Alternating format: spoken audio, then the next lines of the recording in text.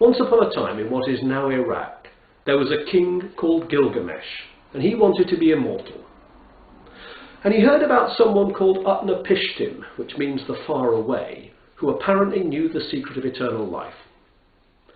The trouble was, reaching Utnapishtim meant taking a perilous journey through mountains no human had ever penetrated before, guarded by fearful creatures, half man, half dragon.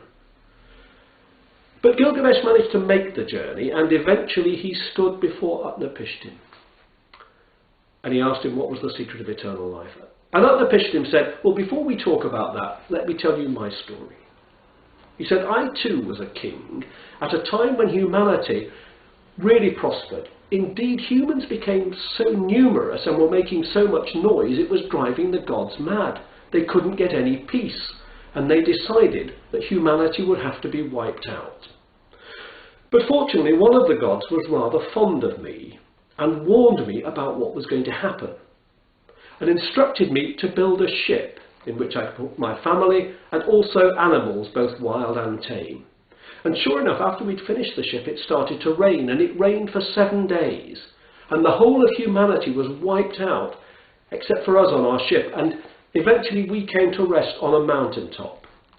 We sent out a dove, and when the dove didn't come back, we thought that that must mean that there was land available, or trees were appearing above the waters.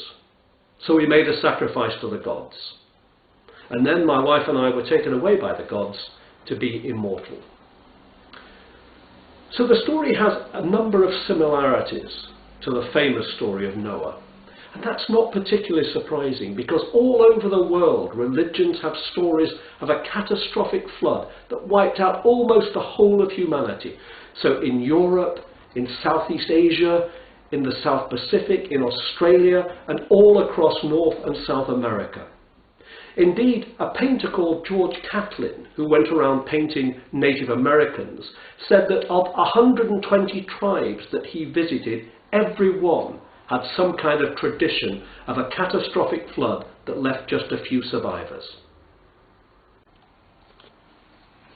For more on floods in religion, and on how floods have been portrayed in literature, films and art, on the ambitious structures that humans have built to try to contain floods, on the worst floods in history, and on whether floods are getting worse, see my new book, Flood, Nature and Culture, published by Reaction Books.